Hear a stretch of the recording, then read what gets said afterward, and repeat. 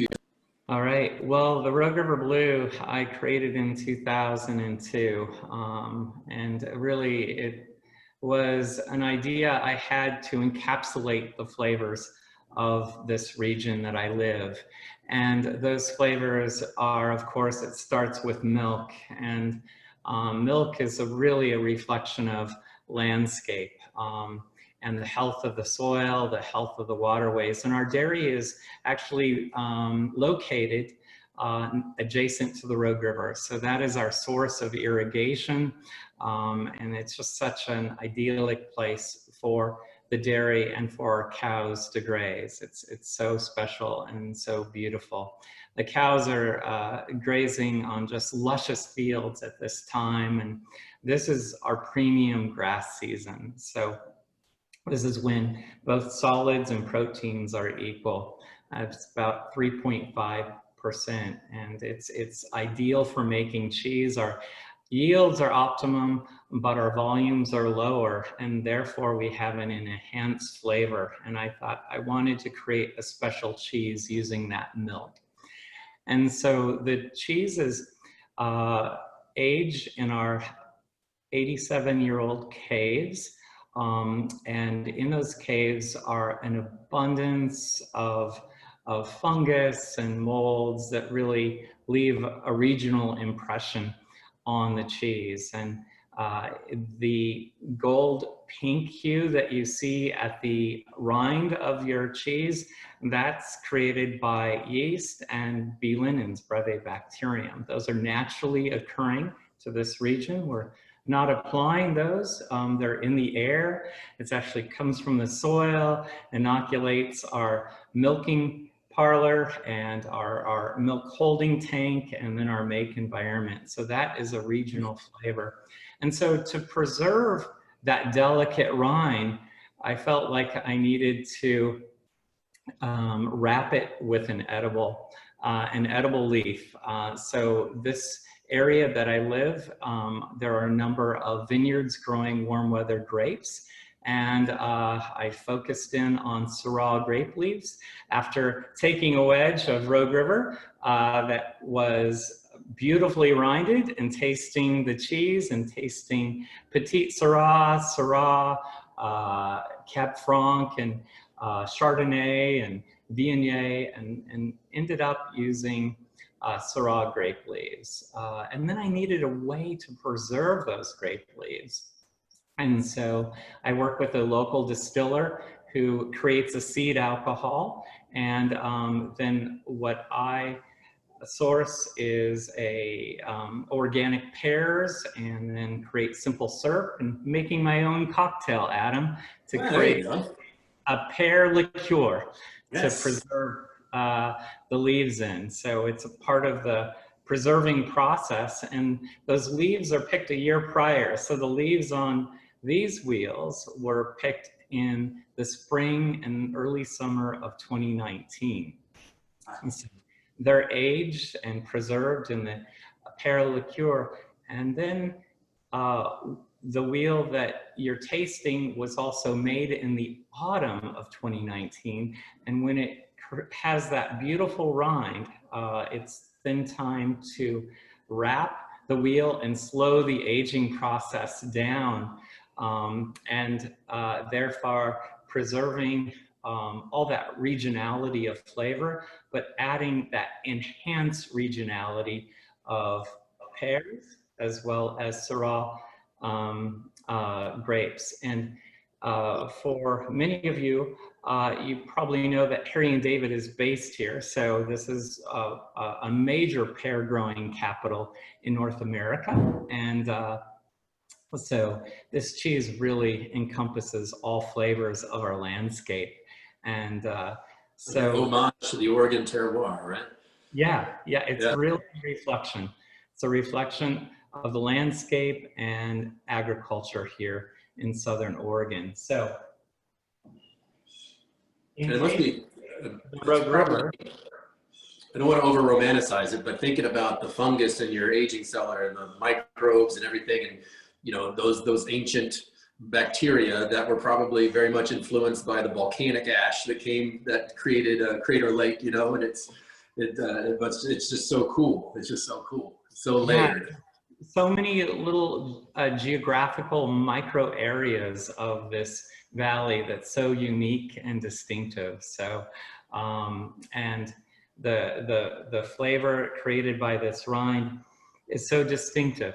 There's no cheese like it. It's the most distinctive blue in the world. Some people wonder, is it really a blue? Because it has so much flavor, from savory to fruit notes. So to really experience all of that flavor, what I like to do is I like to take my knife and just run it across a wedge of blue, so you get all those flavors. And what I get from the center of the paste is I get a real fruit note. So surprisingly, the fruit note from the Syrah grape leaves, as well as the pear liqueur, is actually infused into the wheel as this wheel ages out, and it goes right to the center of the wheel, the center of the paste. So tasting the fruit note in this point, and then as you progress up into the wheel, what you'll get is a hint of blackberry. So I'm really excited to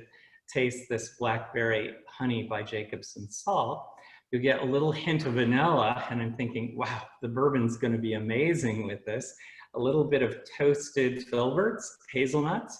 Oregon is the #1 producer of hazelnuts. So that flavor coming to really a representation of Oregon. And then get a little bit of brown butter. And as we move up into or closer to the rind, you're going to get more savory notes and milk chocolate as well. Those savory notes I like to think of as pancetta or cured bacon. So there's a lot going on in this cheese, and certainly I think we could pair this cheese with every one of the bourbons that you create, Adam. I think so, yeah. Depends on where we start. So so let's taste it if you have. Man, that's fantastic. Yeah, that's fantastic. I really, that cocoa note is really, isn't that amazing? special, isn't it? That is fantastic. It just really comes through, and of course, it's I like to think of it as milk chocolate. It really enhances the vanilla flavors as well. And you're also getting those lactic calcium crystals in the center, and they just have to really melt away. So it's really, not only is the flavor really complex, but the texture as well. And not to mention the leaves. The leaves are grown at Count Gordon Vineyard. It's a biodynamic organic vineyard, just a stone's throw from where I am in the Applegate Valley. So they're handpicked in the late spring and early summer, then washed and then preserved in the pear liqueur. They're delicious.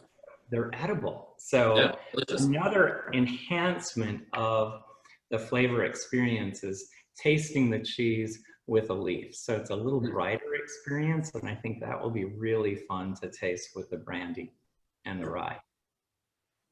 Wow. And I had a feeling we were in for a treat today, so I made sure to get into the kitchen a little bit early. So my cheese is at a really perfect temperature right now too. So it's really, it's delicious. It's delicious. Great that you mentioned that. I like to take the cheese out on the counter at least an hour prior to serving. So it really brings up all the flavor notes in the cheese. Sorry about that. Yeah, so good point. Thank you, Adam. Yeah.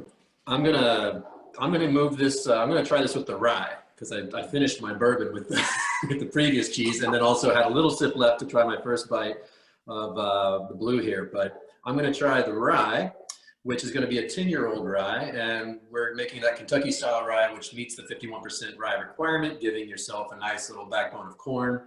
Again, with rye aging up to 10 years, you're going to start to lose a little bit of that rye punchy spice. So we talked a little bit about that punchy spice last week. But what you are going to get, and what I noticed about this particular rye whiskey, is in the finish, you get a fantastic, well, in the flavor and in the finish, there is an amazing amount of tropical fruit. So where we had that 10-year-old bourbon bringing those dried fruits and those fruitcake notes that I was talking about, now I really feel like there's mango, pineapple, things like that happening in this rye whiskey. So this is a very special whiskey, came out this summer. Got some pretty positive buzz and reviews. And so you never know if it might pop up again, but hopefully you're able to find a bottle if you're in the right area. And I'm very excited to try this and see how they complement one another. So I'm going to skip my method. I'm going right to David's method. Nice, nice. Thank you. I really enjoyed it with the rye. My rye is a little different because it's aged with a bit of port. So has really a fruit forward note to it, and you can pick that up in the aromatics as you bring it up to your mouth. It's really special. So that really accentuates the fruit of the grape as well as the pear liqueur. The folks that have been with us for the last few weeks here, we tried that dark rye on the second week, and that again is a combination of a 4-year-old Canadian rye, which brings some fruity notes, and then the 8-year-old Kentucky rye, which brings some spice, and then that addition of port wine, which really kind of brings the whole party together. So that's a great rye for a blue cheese or something that has a really big flavor, because that sweetness is going to just really offer a nice contrast, you know, to some of those notes in there. So I'm glad you're enjoying what you do have, and I'm certainly enjoying this rye here. And I think that again, I don't think we use this word very much, Michael, when we've been doing this month. But I mean, just a lot of fruitiness coming through in the pairings that we teed up this week. You want to talk a little bit more about your perspective on that? So there's really no another comparison that I could give anybody to say, well, this is like this. It's not. This is on its own. The 10-year-old rye and the Rogue River Blue is perfect. You know, they just work really well. I was fortunate enough that David and I, a little while back, did a Bold and Brave and have the 2016 version, a 4-year-old Rogue River Blue, which I just dug into, and that's where you caught me. I was enjoying that. You know, to say that there's a uniqueness is an understatement. They bring out all of the flavors, the right flavors. They hold up to each other. They complement each other so much that it's just such a pleasure. And one of the things that I've always been concerned about when you were trying to teach somebody with using spirits versus beer or wine is the higher alcohol factor that you have. And a lot of times that can be a hot flavor, but this, you don't even notice that there's a alcohol version of this. It's just all of the flavors that come out. The richness of the rye, the flavors of the cheese, the fruitiness of that, the little bit of earthiness that comes through. There's so many layers to this flavor that the last thing that you think about is that this is a spirit. It's really a tribute to the quality of the cheese, the flavor characteristics, and of course, the intense flavors that you get from this 10-year-old rye is just amazing. I think that and I say this a lot too. This cheese has so much going on for it, and I think that the rye is very complex. And when you're giving people good flavor, your brain is thinking about the pleasure of the flavor, and it's not thinking about the potential pain of whatever alcohol might bring. And so even, when you make a good bourbon like our Knob Creek single barrel at 120 proof, there's so much flavor going on there that, you're not even thinking about the fact that you're drinking something at such a high ABV. You're just thinking about all the flavor rush that you're getting. And I feel like, bringing the complexities here and the complexities and just myriad of flavors coming from the cheese, it's just I'm just sort of repeating what you said in my own language, but it's just an amazing thing. It's really great, really, really great. And I'm really struck here because Adam and Michael, I was really concerned that the bourbons would overpower my cheeses. And what I am struck by is the balance and how they're both really enhanced. And so, Adam, as you pointed out, the fruit notes really come through in the bourbon. I mean, think about grain, right? And so, it's just so accented, and you're just getting those lovely toasty notes too from the aging and the cask. So, and that's just all enhanced by this pairing. And it's I think easier to dissect the flavors of the blue for me personally, and that's also enhanced with this pairing as well. I'm getting those flavors of cured bacon. I'm getting those flavors of fruit. The Syrah grape leaves are just really pronounced and coming through, as well as the pear note is just so enhanced. And the heat from the bourbon, and also I have to say the heat from the blue is so interestingly softened. So, and what I get is those really warm butter notes and those vanilla notes coming through. It's just, it's so delicious. That's what I'm kind of enjoying right now in this longer finish that I'm experiencing. You've got that cocoa, that chocolate milk or milk chocolate thing going on with the vanilla of the whiskey, and it's it's awesome. So, we did put in a little tasting guide for you all that received your packs, and so this is really helpful, and there's a little bit of room in it to actually explore the flavors that you're experiencing with the bourbon and the cheese. But this is my organoleptic notes on the 2019 release, which won the World Championships in October 18 of 2019, first time in US history. Nearly 3,000 cheeses and 300 judges, and it was just really one of those phone calls I'll never forget. And and it's really nice that you can then go back into the booklet and look at these blank pages and create this graph noting the blueness, noting the salt and everything that you're experiencing. And everyone tastes things differently, so there's no wrong answer here. So I just really recommend going through the tasting. And I think, you know, we're talking about boozy flavors. Well, I think the booziness is actually medium in flavor when we taste the cheese alone, but also when we combine the cheese with the bourbon or the rye. So, and what really actually spiked for me was the blueness in this release, and then also those peppery notes as well. Yeah, it's got a great tang, good tang. Yeah, yeah.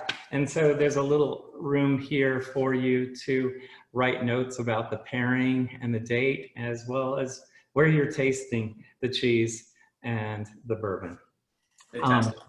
One of my favorite pairings now is the Effie cracker, right? A little bit of Rogue River on that. And so we got the Effie's, okay, little Rogue River. And then we're going to dive into one of my favorite preserves. It's Girl Dirt. And this preserve is actually heirloom pears. And it's actually combined with pink peppercorns. And so it's just like, wow. And what a pairing it is. And it's one of my favorite pairings with the Rogue River Blue release this year. And so taste that, and then taste that with the rye. And if you still have the bourbon with the bourbon, I think it'll blow you away. And then speaking about blackberries, as we were earlier, I think also trying this pairing without the preserve, but with the raw blackberry. And Michael was talking about crystallization, because you do need a nice spreader or a spoon to put that honey on, and the crystallization as a result is it's raw and unfiltered. So the crystallization just occurs naturally over time, and it's usually enhanced if there's like a bit of beeswax in it. So and you actually get it to liquefy. I like to put it on a double boiler and just simmer it for a little bit, and then it'll become very liquid. But I really like it when I like the honey when it's crystallized like this. So let's taste that and then taste it with the rye. Yeah, I had to step back and wash my hands a couple of times because I've just let myself enjoy this moment. Get a little of this fantastic cheese on my hands. Wow. It's just amazing how lovely that pairing is with the rye. And of course, my rye is a little different because it really has more of a pronounced fruit note with a pear, with a port, but it's outstanding. I'm going to guess that the rind and then the leaves with the port are a pretty outstanding flavor combination. It really is. Yeah. Yeah. So the rind's so pretty. That subtle pink is just beautiful. Isn't that gorgeous? It really is. Yeah, I'm admiring it right now.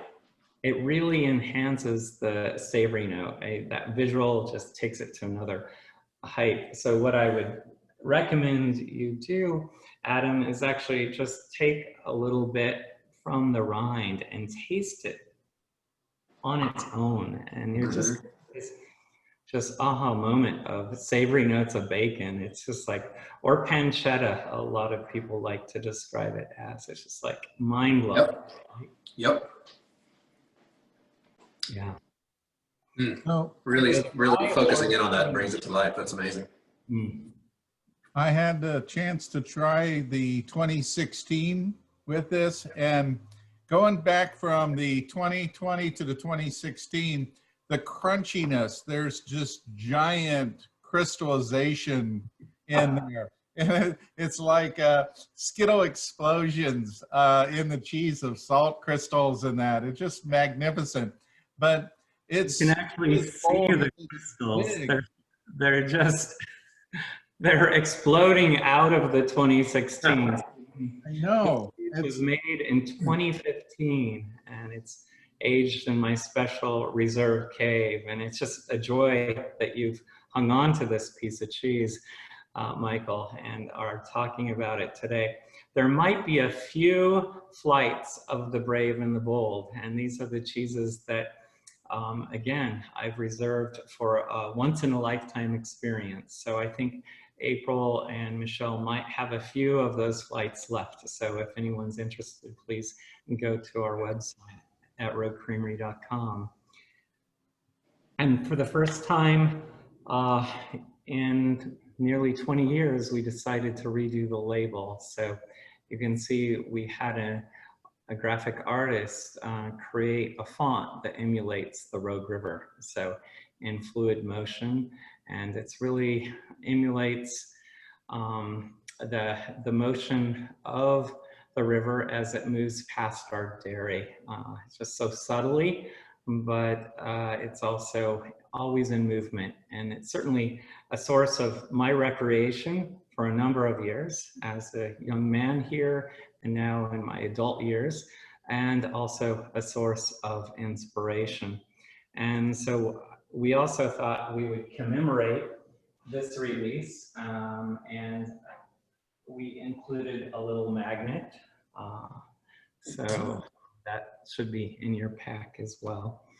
And I wanted to point out too that our new Nelly bags are also coming out. These are the perfect cheese carriers, Adam. They just went live today. So perfect. And commemorating the World Cheese Championships. And we got word yesterday that we'll continue to hold the title through 2020. So congratulations. Thank you. So first time ever in their history, a cheese holds it for 2 years in a row. Unfortunately, it's under the circumstances that we all are experiencing with this Yes. pandemic. But You take the bright spots in 2020 where you can. you do, don't you? Yeah. Yeah. So, has anyone tried the pairing with the Rogue River Blue with the Blackberry honey? I want to go right back and give that a try. And I think that's going to cause me to go back to the bourbon. Adam, what do you think? I think that'd be a good choice. Yeah. I think with the addition of the honey, you don't need that port flavor contribution. I think kind of just going with a good bourbon, that'll do it. I just want to let you know that we didn't have any questions, but we had some nice comments. Thank you for emphasizing the pollinators, talking about the local honey. My office building recently added urban hives to the roof, and I'm enjoying some of this first year's honey with my cheese. Oh, yay. job. Nice. Oh, that's fantastic. Yes, and for Carrie, we've been creating the Pear spirits since we've moved into being an organic company the year of 2012. So we couldn't source organic Pear spirits locally. So we worked with a local distiller to create the seed alcohol and worked with OSU, Oregon State University, to emulate the Pear brandy that we were getting up in Portland. So it's pretty exciting. It's always fun to do, and always fun to sample year after year. Is that a Clear Creek up there? Is that who you're working with? You're right. So I work with Steve. Okay. It's a funny story because They make great products. I only use the Pear brandy as a processing aid, right, to preserve, and because the alcohol content also sanitizes. So it's pretty amazing. And so the first time I had called Steve up there at Clear Creek, that was nearly 20 years ago, he's like, you want to use my brandy, my award-winning brandy for what? And he hung up on me. So I started to buy the brandy at the Oregon Liquor Control stores around Southern Oregon, drove up to Eugene, and he called me back and he said, you were serious? I said, yeah, I'm buying your brandy from the liquor stores here in Oregon, the state-run liquor stores. And he said, you know, you can save yourself a bunch of money because you're just using it for a process. You can save yourself the tax. So we started to buy it in carboys from them, and then you, as a processing preservative for the leaves, and then moving to organic, we worked with them to see if they could move to organic with us, and they decided that would be a big hurdle. So we just started working with a local distiller here to create the seed alcohol for us to create the Pear's liqueur. So it's not a brandy, it's liqueur. Liqueur, yeah. I use a Clear Creek. I think they make a cranberry liqueur that I use. I actually make a Basil Hayden cocktail using that liqueur. Oh, fantastic. I bet that's outstanding. You'll have to share that with all of us. Absolutely. Well, I think maybe we're going to come back around the holiday, around maybe Thanksgiving, and I'll make that cocktail. Oh, that sounds great. Yeah. Good. And I will actually put up some of the cherry plums I have on property in the Basil Hayden bourbon, and also utilize that for my holiday cocktail. All right. Delicious. Yeah. You freeze the plums, and then freeze them in aluminum, and then you put them in the whiskey, like put them in a jar with the whiskey, and just sort of let them thaw out and melt over the course of maybe 2 to 3 weeks. I think you'll be really happy with the flavor that comes out of there. Oh, good, good. Thank you for that advice. And yeah, those will make outstanding cocktails for the holidays. Oh, this has been such a joy. Yeah, and A lot of I'm fun. so honored to release the 2020 release of Rogue River Blue today with you, Adam. It's Yeah. been my honor, so thank you very much. It's a pleasure, a real pleasure. And Michael, thank you always for bringing this together and these experiences together. It's always just so fun. I always learn something about a pairing, and I learned a lot about pairing rye and bourbon together. I just was a little anxious. I thought, oh, my cheese is going to be overpowered, but wow, they just were so in sync with the Michael bourbon. Landis, a pairing Jedi, so we can Yeah, yeah. trust him. Yeah. So thank you. Michael surprised me many a time once we started a pairing with blue. And normally blue is like the end of the pairing. We'll Sure. start with a mild cheddar, work to a flavored cheddar, then work to an aged cheddar, and then work to a blended milk cheddar that has a lot of age, and then we'll go into the blues. But this time, Michael said, maybe we're going to start with your blue. And I just... I love the expression on my face, but it was the best pairing of that day. It was so much.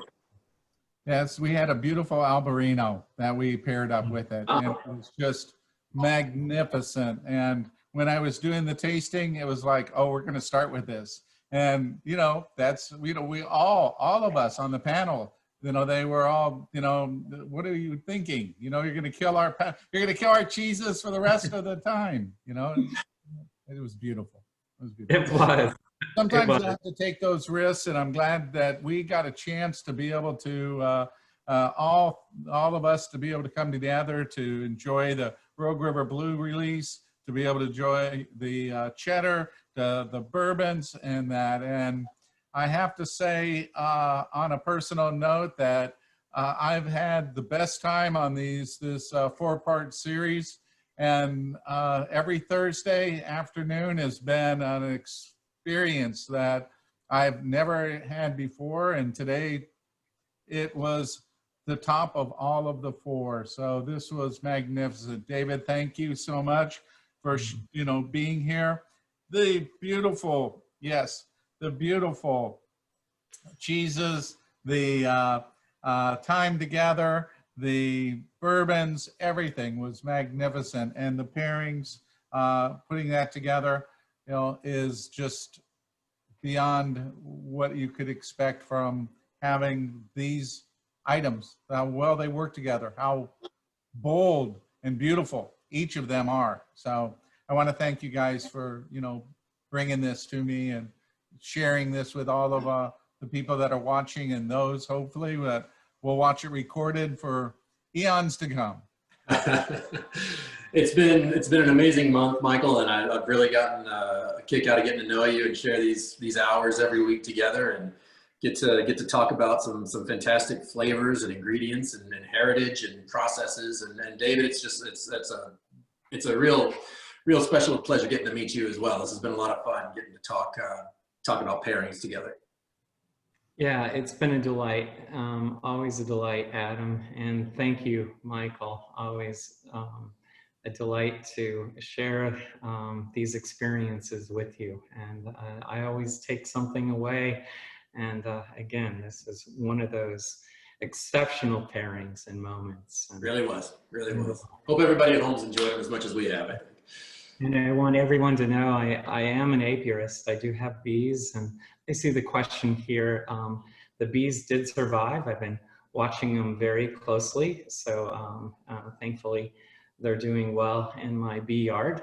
And so, and the leaf wrap is actually a way of preserving the bee linens and the yeast on the rind as well, so that that way you get to experience it with the Rogue River Blue. So I hope that answers your question on the leaf wrap. Don't forget to share the information about the fundraiser when you host it. Thank you. I'll do that when I get off this call. I'll send it over to you, Michael. All right.